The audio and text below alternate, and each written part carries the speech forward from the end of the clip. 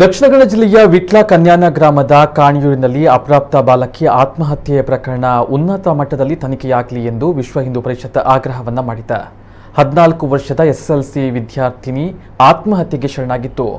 ಇದಕ್ಕೆ ಸಾಹುಲ್ ಹಮೀದ್ ಎಂಬಾತನ ಕಿರುಕುಳವೇ ಕಾರಣ ಎಂದು ಮೃತ ವಿದ್ಯಾರ್ಥಿನಿಯ ಪೋಷಕರು ಆರೋಪವನ್ನ ಮಾಡಿದರು.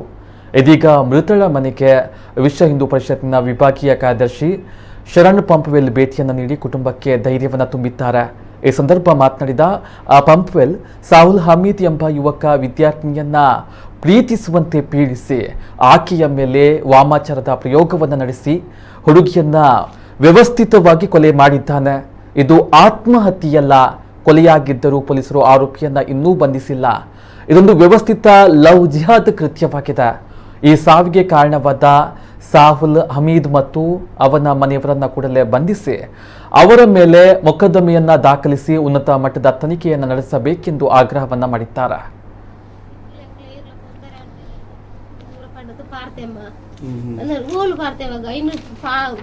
ಪ್ರಸಾದ ಕೊಡುತ್ತೇನಾ అందుకేండే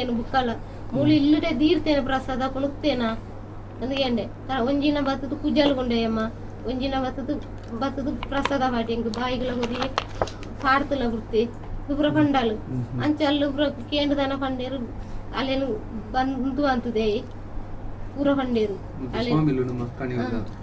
ಪೂರ ಪಂಡೇರು ಅಲ್ಲೇನು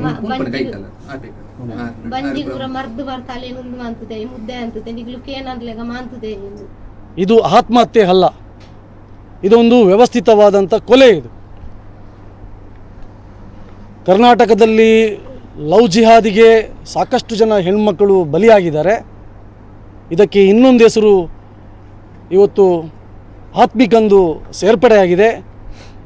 ಹಾಗಾಗಿ ಈ ಕೊಲೆ ಮಾಡಿದಂತಹ ಸಾಹುಲ್ ಹಮೀದ್ ಯಾರು ಇದ್ದಾನೆ, ಅವನನ್ನು ಇನ್ನೂ ಪೊಲೀಸರು ಬಂಧನ ಮಾಡಿಲ್ಲ.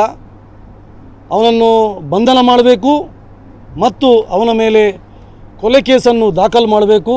ಅಷ್ಟು ಮಾತ್ರ ಅಲ್ಲ, ಯಾರು ಸಾಹುಲ್ ಹಮೀದ್ ಇದ್ದಾನೆ ಅವರ ಮನೆಯವರು ಕೂಡ ಇದಕ್ಕೆ ಕುಮ್ಮಕ್ಕು ನೀಡಿದ್ದಾರೆ, ಪ್ರಚೋದನೆ ನೀಡಿದ್ದಾರೆ. ಆ ಹೆಣ್ಮಗಳ ಕಳೆದ 5-6 ತಿಂಗಳಿಂದ ಆ ಹೆಣ್ಮಗಳಿಗೆ ತೊಂದರೆ ಕೊಡುವಂಥ ಒಂದು ಕೆಲಸವನ್ನು ಇವನು ಸಾಹುಲ್ ಹಮೀದ್ ಮಾಡಿದ್ದಾನೆ. ನನ್ನನ್ನು ನೀನು ಪ್ರೀತಿ ಮಾಡಬೇಕು, ನನ್ನೊಟ್ಟಿಗೆ ಬರಬೇಕು. ಹಾಗಾಗಿ ಬೇರೆ ಬೇರೆ ರೀತಿಯಲ್ಲಿ ಆ ಹೆಣ್ಮಗಳಿಗೆ ತೊಂದರೆಯನ್ನು ಕೊಟ್ಟಿದ್ದಾನೆ. ಅಷ್ಟು ಮಾತ್ರ ಅಲ್ಲ, ಆ ಹೆಣ್ಮಗಳಿಗೆ ವಾಮಾಚಾರ ಮಾಡುವಂಥ ಕೆಲಸವನ್ನು ಕೂಡ ಆ ಸಾಹುಲ್ ಹಮೀದ್ ಮಾಡಿದ್ದಾನೆ. ಕೇವಲ ಈ ಒಂದು ಹೆಣ್ಮಗಳು ಮಾತ್ರ ಅಲ್ಲ ಇವನ ಇದಕ್ಕೆ ತೊಂದರೆಗೆ ಬಲಿಯಾದದ್ದು. ಇನ್ನೂ ಸಾಕಷ್ಟು ಜನ ಹೆಣ್ಮಕ್ಕಳು ಬಲಿಯಾಗಿದ್ದಾರೆ ಅಂತೇಳಿ ಇವತ್ತು ನಮಗೆ ಮಾಹಿತಿ ಸಿಗ್ತಾ ಇದೆ. ಹಾಗಾಗಿ ಸ್ಪಷ್ಟವಾಗಿ ಗೊತ್ತಾಗ್ತಾ ಇದೆ ಇದೊಂದು ಲವ್ ಜಿಹಾದ್ಗೆ ಒಬ್ಬಳು ಹಿಂದೂ ಹೆಣ್ಮಗಳು ಬಲಿಯಾಗಿದ್ದಾಳೆ. ಹಾಗಾಗಿ ನಾನು ತಕ್ಷಣ ಇಲ್ಲಿಯ ನಮ್ಮ ಮಾನ್ಯ SP ಅವರಿಗೆ ನಾನು ಆಗ್ರಹ ಮಾಡ್ತಾ ಇದ್ದೇನೆ, ಅವನನ್ನು ಬಂಧನ ಮಾಡಬೇಕು. ಅದರೊಟ್ಟಿಗೆ ಅವನ ಮನೆಯವರನ್ನು ಕೂಡ ತಕ್ಷಣ ಬಂಧನ ಮಾಡಿ ಕಠಿಣವಾದಂಥ ಕಾನೂನನ್ನು ತೆಗೆದುಕೊಳ್ಳಬೇಕು ಅಂತೇಳಿ ಈ ಸಂದರ್ಭದಲ್ಲಿ ಆಗ್ರಹವನ್ನು ಮಾಡ್ತಾ ಇದ್ದೇನೆ.